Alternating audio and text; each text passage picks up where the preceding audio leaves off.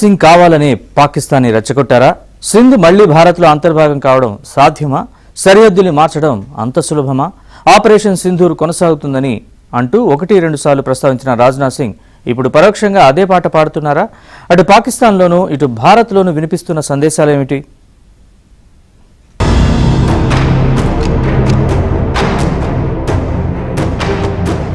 దేశ విభజన నాటి గాయాలను గుర్తు చేశారు. భారత్ నుంచి సింధు విడిపోవటం హిందువులు అంగీకరించడం లేదని ఆయన ఒక సభలో వ్యాఖ్యానించారు. పాక్ భూభాగంలో ప్రతి అంగుళం ఇప్పుడు బ్రహ్మోస్ క్షిపణి పరిధిలో ఉందని కొంతకాలం క్రితం ప్రకటించిన ఆయన ఇప్పుడు మళ్లీ విలీన మాటలు మాట్లాడుతున్నారు. పాకిస్తాన్లోని సింధ్ ప్రాంతం కూడా భారత్లోకి తిరిగి రావచ్చని రాజ్నాథ్ సింగ్ అన్నారు. सिंधी हिंदू और विशेषकर उनकी पीढ़ी के लोग अभी भी भारत से सिंध को अलग करने की बात को स्वीकार नहीं कर पाए हैं. न केवल सिंध में बल्कि पूरे भारत में हिंदू सिंधु नदी को पवित्र मानते थे.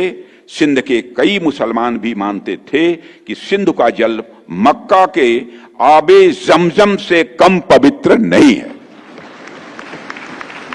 यह मैं उनका कोट बतला रहा हूं, यह अडवाणी जी का कोट है. मेरे बहनों भाइयों, यह भारत का हिस्सा भले ही न हो, लेकिन सभ्यतागत रूप से सिंध हमेशा भारत का हिस्सा रहेगा. और जहां तक जमीन की बात है तो बॉर्डर्स तो बदल सकते हैं, क्या पता कल को सिंध भारत में फिर से वापस आ जाए. రాజ్నాథ్ వ్యాఖ్యలపై బీజేపీ సహా కొన్ని పార్టీలు హర్షం వ్యక్తం చేస్తున్నాయి. అదే జరిగితే ఎక్కడెక్కడో ఉన్న సింధ్ హిందువులు మన దేశానికి తిరిగి వస్తారని కొందరు ఆర్ఎస్ఎస్ నేతలు చెబుతున్నారు. అఖండ భారత్ కల సాకారమవుతుందని కూడా చెప్పుకుంటున్నారు.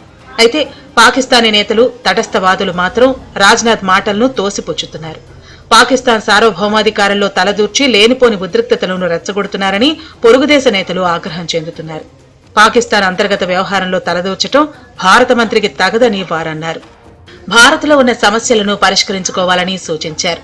యుద్ధం చేసి పాకిస్తాన్లోని సింధును ఆక్రమించుకోబోతున్నారా అన్న ప్రశ్నలను కొందరు ప్రస్తావిస్తున్నారు. ఒక దేశంలో ఉన్నటువంటి ఒక ప్రాంతం గెలవటం అంటే అది కష్టమైన పని, లేదా పరోక్షంగా యుద్ధం చేసి ఆక్రమించుకోబోతురు అని అనుకునే అవకాశం ఉంది. ఇప్పటికే భారతదేశ వ్యతిరేక పత్రికలు పాకిస్తాన్లో సింధు మీద గతంలో అనేక సార్లు రెచ్చగొట్టినాయి.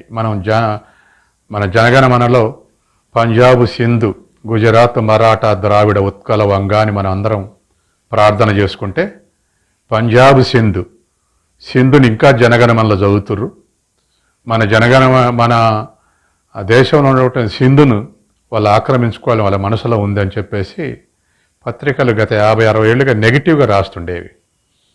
ఇప్పుడు రాజ్నాథ్ సింగ్ కూడా ఆ స్టేట్మెంట్ ఇవ్వడంతో పాకిస్తాన్ ప్రజలు కానీ సింధు ప్రజలు కానీ నెగిటివ్గా తీసుకునే అవకాశం ఉంది.